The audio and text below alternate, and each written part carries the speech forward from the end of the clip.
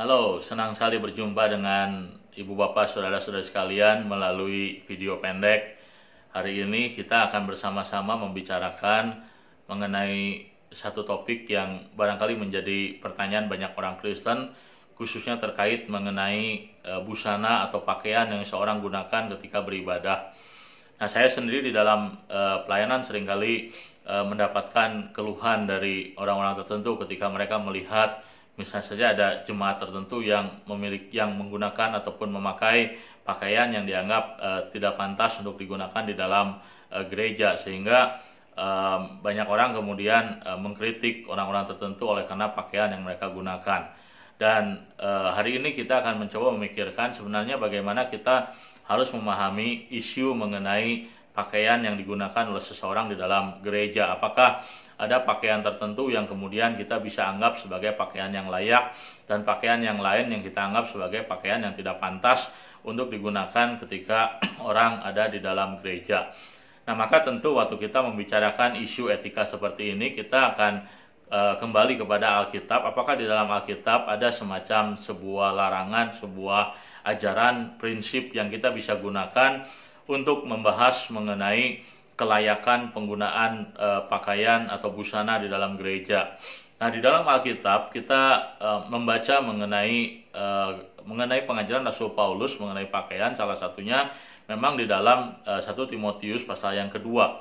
Di sana Rasul Paulus dia berbicara kepada perempuan-perempuan yang oleh Rasul Paulus dikatakan mereka datang beribadah dengan mengepang-ngepang rambut, menggunakan perhiasan, menggunakan begitu banyak aksesoris, dan Rasul Paulus mengajar mereka supaya mereka lebih memperhatikan penampilan batiniah dibandingkan penampilan lahiriah. Nah, tentu waktu Alkitab ataupun Rasul Paulus dipakai Tuhan berbicara mengenai busana, bukan berarti bahwa orang-orang Kristen waktu datang ke gereja tidak boleh menggunakan pakaian yang bagus, tetapi orang Kristen diharapkan menggunakan pakaian yang seadanya, bahkan pakaian yang barangkali tidak pantas untuk menunjukkan bahwa dia dia tidak menggunakan emas atau apapun juga. Nah, apakah itu yang dimaksudkan oleh Alkitab ketika Alkitab membicarakan mengenai pakaian? Gitu ya, tentu tidak. Bukan maksud Rasul Paulus bahwa seorang perempuan tidak boleh mengepang-ngepang rambut, bahwa ketika seorang beribadah kepada Tuhan, orang tidak boleh menggunakan perhiasan, tidak boleh menggunakan aksesoris tertentu. Bukan itu yang Rasul Paulus maksudkan.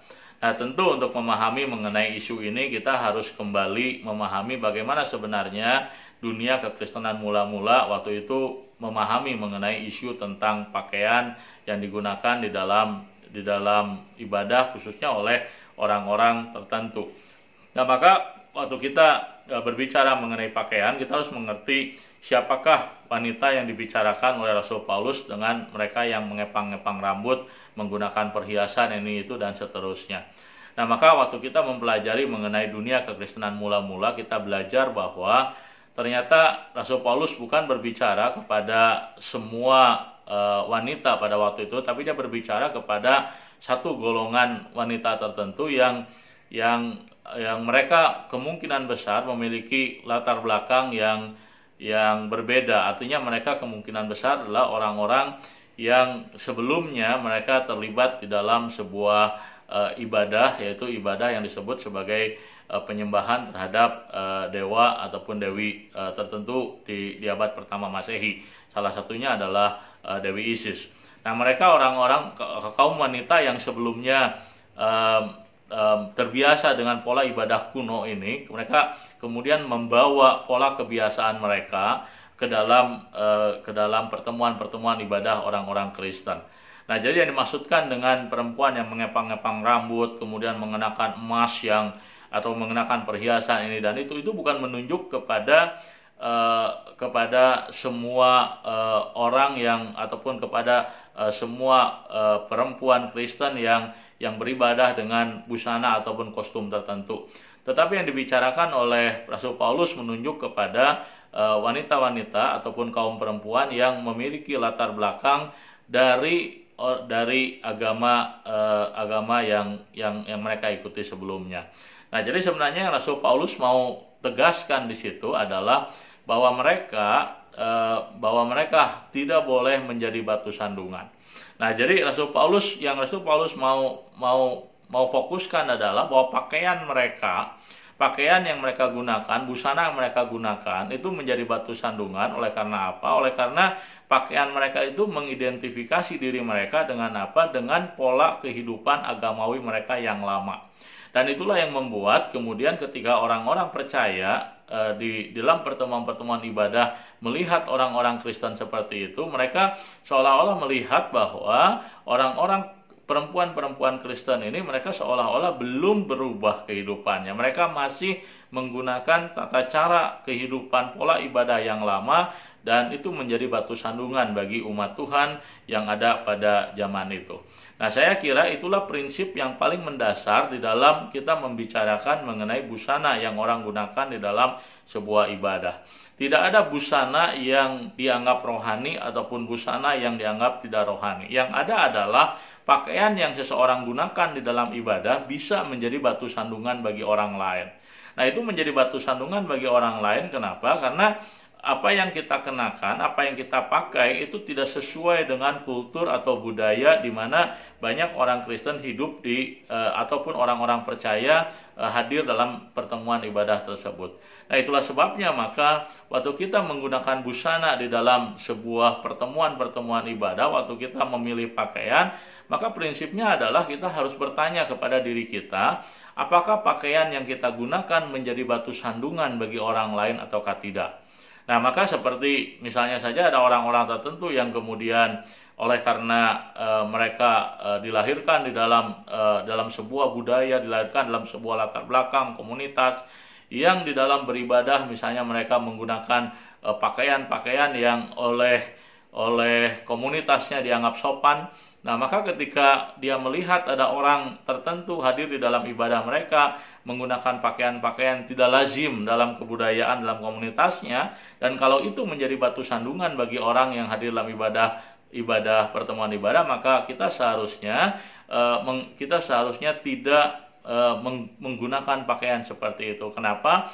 Karena pada prinsipnya adalah kita boleh bebas, kita menggunakan kebebasan kita termasuk dalam menggunakan pakaian yang menurut kita baik, menurut kita sopan. Tetapi kalau kebebasan kita membuat orang lain jatuh dalam dosa, maka seperti yang diajarkan oleh Rasul Paulus, maka kita harus belajar untuk apa? Untuk tidak menggunakan hak yang merupakan kebebasan kita supaya tidak menjadi batu sandungan bagi orang lain. Itulah sebabnya maka di dalam sebuah ibadah, dalam sebuah pertemuan ibadah, maka kita harus memperhatikan apakah kita pakai menjadi batu sandungan ataukah tidak. Kalau yang kita gunakan tidak menjadi batu sandungan, artinya semua orang pada dasarnya bisa menerima busana yang kita gunakan, maka busana tidak pernah membuat seseorang lebih dekat ataupun tambah jauh dari Tuhan, tidak. Tetapi jikalau sebuah pakaian yang kita gunakan kemudian menjadi batu sandungan bagi orang lain, mungkin kita tidak terganggu, kita tidak menjadi lebih dekat atau lebih jauh dengan Tuhan dengan pakaian kita, tapi orang yang hadir dalam pertemuan ibadah itu kemudian mereka bisa merasa imannya terganggu ataupun mereka kemudian menjadi kecewa oleh karena kebebasan yang kita miliki, maka kita harus belajar untuk apa? Untuk memperhatikan orang-orang yang seperti itu dan rela untuk tidak menggunakan kebebasan kita supaya orang lain tidak tersandung olehnya. Nah, itulah prinsip yang utama di dalam penggunaan busana atau pakaian. Kiranya video pendek ini menjadi berkat bagi ibu bapak, saudara-saudari sekalian. Tuhan memberkati.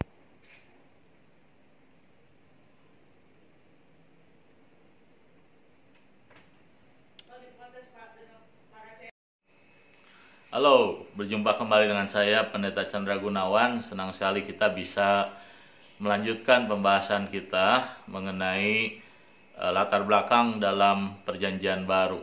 Dalam video yang saya pernah buat, saya pernah membicarakan mengenai salah satu isu dalam Perjanjian Baru, yaitu mengenai aturan sunat.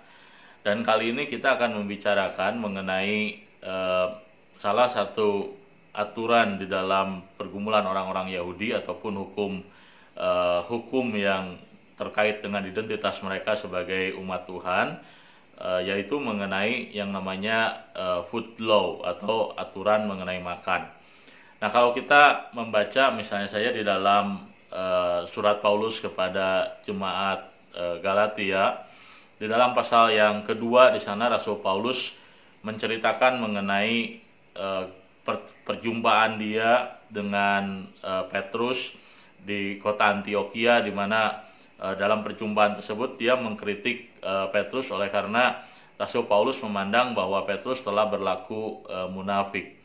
Nah, kenapa demikian? Oleh karena Rasul Paulus dia melihat dalam satu peristiwa Petrus makan bersama-sama dengan orang-orang bukan Yahudi, tetapi kemudian ketika datang kelompok orang yang disebut sebagai orang-orang bersunat, nah ini menunjuk kepada kelompok orang-orang Kristen yang berlatar belakang Yahudi, tetapi mereka memiliki keyakinan bahwa seorang non-Yahudi tidak bisa diterima sebagai umat Tuhan kecuali mereka disunatkan atau menjadi seorang Yahudi.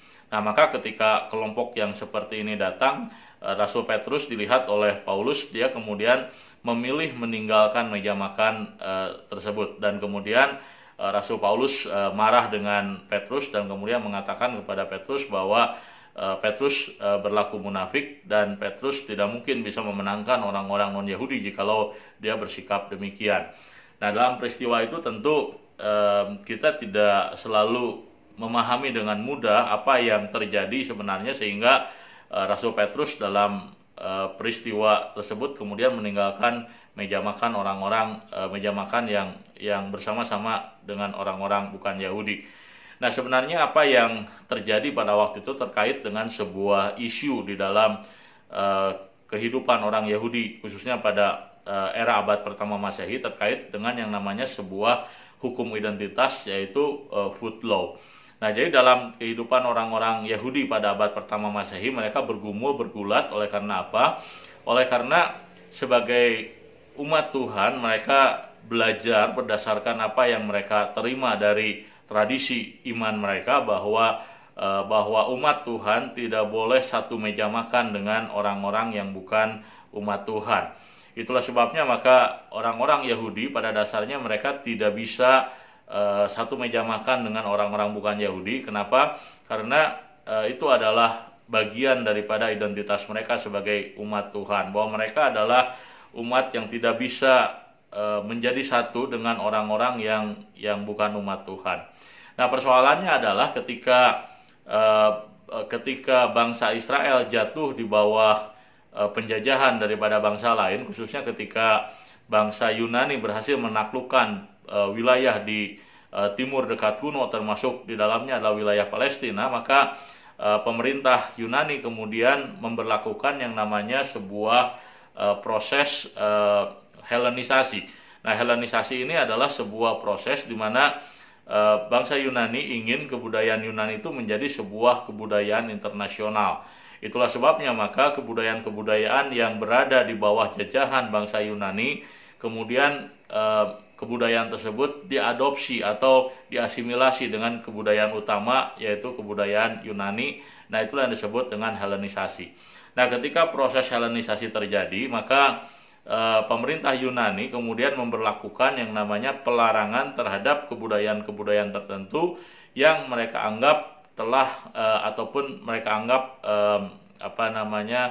membuat masyarakat semakin eksklusif. Nah, maka di dalam kehidupan orang-orang Yahudi abad kedua sebelum Masehi dan juga abad pertama, ada 3 aturan yang oleh bangsa Yunani itu dianggap sebagai penghalang untuk proses Helenisasi. Yang pertama adalah aturan mengenai sunat, dan yang kedua adalah aturan mengenai makanan, dan yang ketiga adalah aturan mengenai Sabat. Nah, itulah sebabnya maka kemudian bangsa Yunani ataupun penjajah dalam proses mereka pada waktu itu sebagai bangsa yang menjajah bangsa Israel, mereka kemudian melarang 3 aturan tersebut. Nah, jadi orang-orang Yahudi kemudian mereka dilarang untuk menyunatkan anak-anak mereka, dan mereka dilarang untuk memiliki kehidupan yang eksklusif. Nah, jadi orang-orang Yahudi pada waktu itu cenderung untuk ketika mereka misalnya membeli makanan, mereka tidak mau membeli makanan di pasar-pasar orang-orang non-Yahudi. Oleh karena apa? Oleh karena makanan tersebut adalah makanan yang sudah dipersembahkan kepada dewa ataupun kepada berhala. Maka kemudian orang-orang Yahudi memiliki pasar sendiri. Nah, waktu mereka makan pun mereka tidak bisa makan bersama-sama dengan orang Yahudi. Kenapa? Karena maksud saya dengan orang bukan Yahudi, karena orang-orang bukan Yahudi ketika mereka makan, maka mereka memakan makanan yang seringkali untuk orang-orang Yahudi itu dianggap najis. Nah, itulah sebabnya maka kemudian orang-orang Yahudi menjaga betul-betul aturan mengenai identitas ini. Dan salah satu aturan yang dipertahankan sangat ketat adalah aturan mengenai makanan. Nah, bukan hanya jenis makanan apa yang boleh dimakan ataupun tidak, tapi dengan siapa orang boleh diizinkan makan dan tidak. Nah, maka di dalam peristiwa Galatia pasal yang kedua kita menemukan di situ sebuah fenomena yang pada dasarnya mencerminkan pergulatan daripada orang-orang Yahudi terhadap aturan yang namanya food law. Nah, jadi sebagian orang-orang Yahudi kemudian mereka percaya bahwa orang yang melanggar hukum makanan ini atau food law ini, mereka dipandang sebagai orang-orang yang bersekutu dengan orang-orang yang dianggap berdosa. Bukan hanya itu, orang-orang Yahudi yang makan bersama-sama dengan orang-orang bukan Yahudi seringkali dianggap sebagai orang-orang yang juga melanggar hukum Tuhan dan membuat Tuhan menunda memulihkan bangsa Israel. Artinya mereka dianggap sebagai orang-orang yang menghalangi karya Tuhan dalam memulihkan bangsa Israel. Itulah sebabnya maka tidak jarang orang-orang yang kemudian bersikap terbuka terhadap orang-orang non-Yahudi kemudian mereka dimusuhi oleh masyarakat karena dianggap sebagai orang-orang yang berdosa. Nah, dalam konteks inilah Rasul Petrus berhadapan dengan sebuah pergumulan. Dia sebenarnya sudah menyadari, dia sudah memahami bahwa seseorang tidak menjadi najis sekedar oleh karena makanan.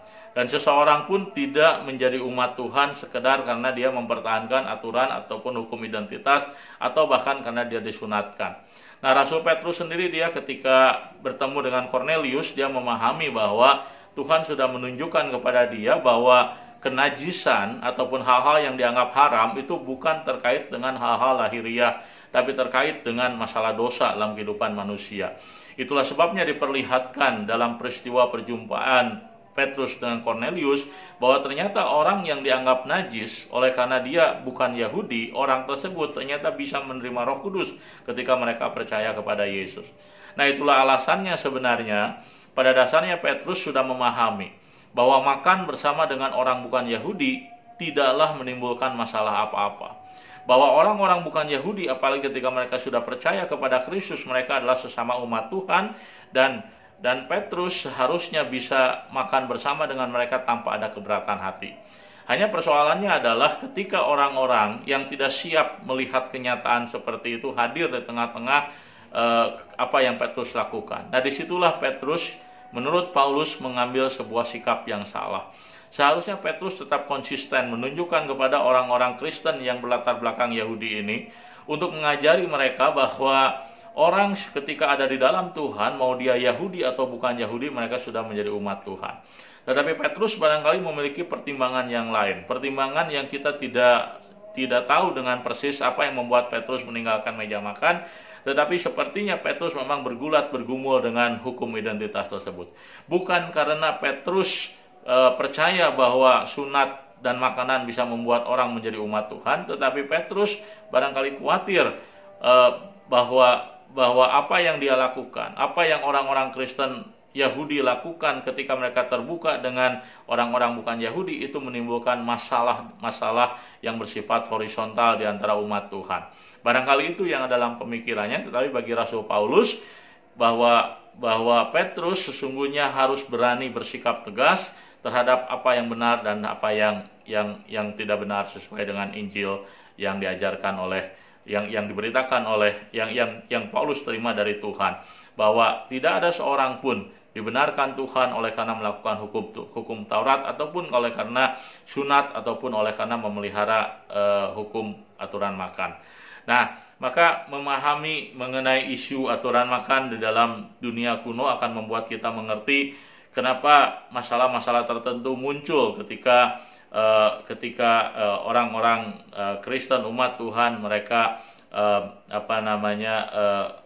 bertemu ataupun makan bersama dengan orang-orang yang dianggap berdosa di zamannya ataupun di waktu tersebut. Kiranya video pendek mengenai latar belakang perjanjian baru, khususnya mengenai aturan makan ini, boleh menolong kita mengerti mengenai dunia kekristenan mula-mula. Tuhan memberkati.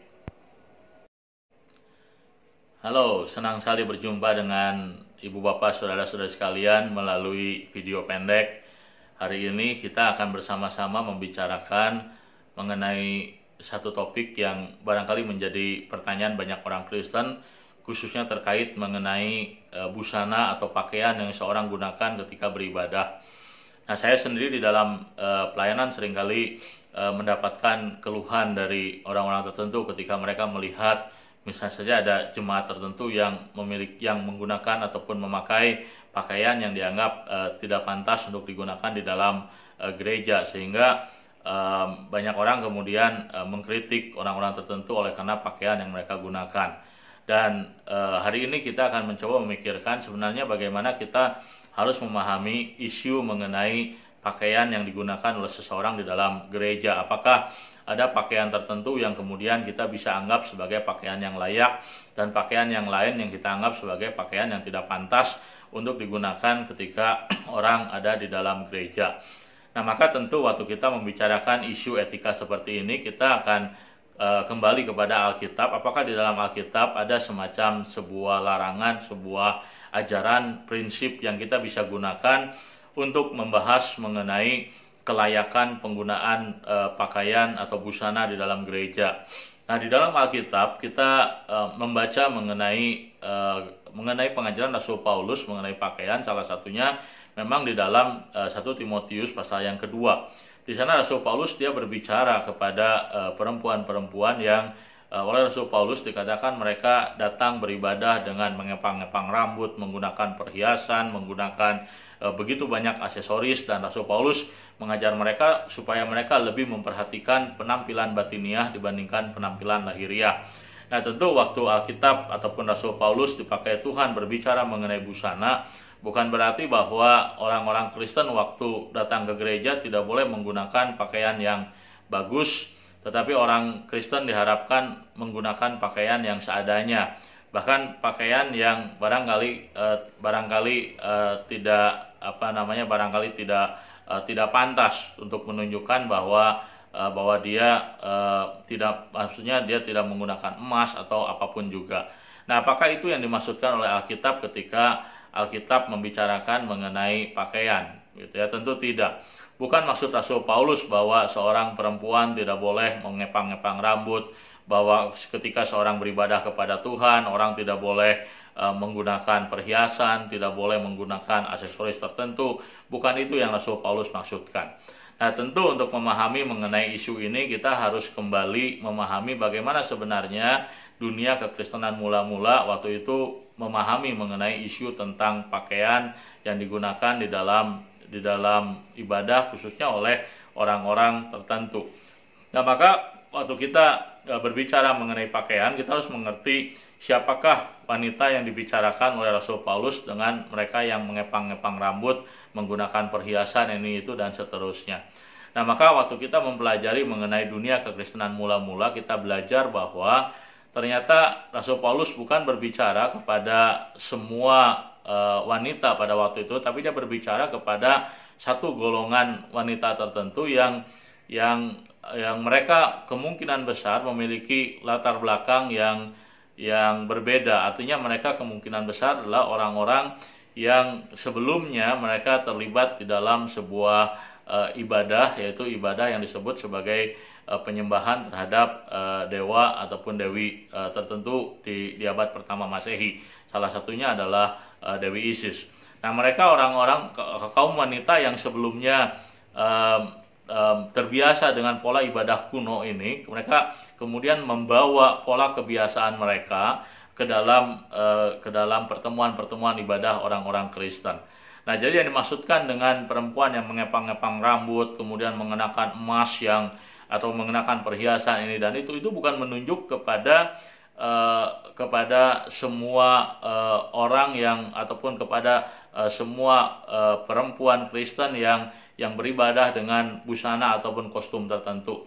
Tetapi yang dibicarakan oleh Rasul Paulus menunjuk kepada wanita-wanita ataupun kaum perempuan yang memiliki latar belakang dari agama yang mereka ikuti sebelumnya. Nah, jadi sebenarnya yang Rasul Paulus mau tegaskan di situ adalah bahwa mereka tidak boleh menjadi batu sandungan. Nah, jadi Rasul Paulus mau fokuskan adalah bahwa pakaian yang mereka gunakan, busana yang mereka gunakan itu menjadi batu sandungan. Oleh karena apa? Oleh karena pakaian mereka itu mengidentifikasi diri mereka dengan apa? Dengan pola kehidupan agamawi mereka yang lama. Dan itulah yang membuat kemudian ketika orang-orang percaya di dalam pertemuan-pertemuan ibadah melihat orang-orang Kristen seperti itu, mereka seolah-olah melihat bahwa orang-orang perempuan-perempuan Kristen ini mereka seolah-olah belum berubah kehidupannya. Mereka masih menggunakan tata cara kehidupan pola ibadah yang lama, dan itu menjadi batu sandungan bagi umat Tuhan yang ada pada zaman itu. Nah, saya kira itulah prinsip yang paling mendasar di dalam kita membicarakan mengenai busana yang orang gunakan di dalam sebuah ibadah. Tidak ada busana yang dianggap rohani ataupun busana yang dianggap tidak rohani. Yang ada adalah pakaian yang seseorang gunakan di dalam ibadah bisa menjadi batu sandungan bagi orang lain. Nah, itu menjadi batu sandungan bagi orang lain. Kenapa? Karena apa yang kita kenakan, apa yang kita pakai itu tidak sesuai dengan kultur atau budaya di mana banyak orang Kristen hidup ataupun orang-orang percaya hadir dalam pertemuan ibadah tersebut. Nah, itulah sebabnya maka waktu kita menggunakan busana di dalam sebuah pertemuan ibadah, waktu kita memilih pakaian, maka prinsipnya adalah kita harus bertanya kepada diri kita, apakah pakaian yang kita gunakan menjadi batu sandungan bagi orang lain ataukah tidak. Nah, maka seperti misalnya saja ada orang-orang tertentu yang kemudian oleh karena mereka dilahirkan di dalam sebuah budaya, dilahirkan dalam sebuah latar belakang komunitas yang di dalam beribadah misalnya mereka menggunakan pakaian-pakaian yang oleh komunitasnya dianggap sopan. Nah, maka ketika dia melihat ada orang tertentu hadir di dalam ibadah mereka menggunakan pakaian-pakaian tidak lazim dalam kebudayaan dalam komunitasnya, dan kalau itu menjadi batu sandungan bagi orang yang hadir dalam pertemuan ibadah, maka kita seharusnya tidak menggunakan pakaian seperti itu. Kenapa? Karena pada prinsipnya adalah kita boleh bebas, kita menggunakan kebebasan kita termasuk dalam menggunakan pakaian yang menurut kita baik, menurut kita sopan. Tetapi kalau kebebasan kita membuat orang lain jatuh dalam dosa, maka seperti yang diajarkan oleh Rasul Paulus, maka kita harus belajar untuk apa? Untuk tidak menggunakan hak yang merupakan kebebasan kita supaya tidak menjadi batu sandungan bagi orang lain. Itulah sebabnya maka di dalam sebuah ibadah, dalam sebuah pertemuan ibadah, maka kita harus memperhatikan apakah kita pakai menjadi batu sandungan ataukah tidak. Kalau yang kita gunakan tidak menjadi batu sandungan, artinya semua orang pada dasarnya bisa menerima busana yang kita gunakan, maka busana tidak pernah membuat seseorang lebih dekat ataupun tambah jauh dari Tuhan, tidak. Tetapi jikalau sebuah pakaian yang kita gunakan kemudian menjadi batu sandungan bagi orang lain, mungkin kita tidak terganggu, kita tidak menjadi lebih dekat atau lebih jauh dengan Tuhan dengan pakaian kita, tapi orang yang hadir dalam pertemuan ibadah itu kemudian mereka bisa merasa imannya terganggu ataupun mereka kemudian menjadi kecewa oleh karena kebebasan yang kita miliki, maka kita harus belajar untuk apa? Untuk memperhatikan orang-orang yang seperti itu dan rela untuk tidak menggunakan kebebasan kita supaya orang lain tidak tersandung olehnya. Nah, itulah prinsip yang utama di dalam penggunaan busana atau pakaian. Kiranya video pendek ini menjadi berkat bagi ibu bapak, saudara-saudari sekalian. Tuhan memberkati.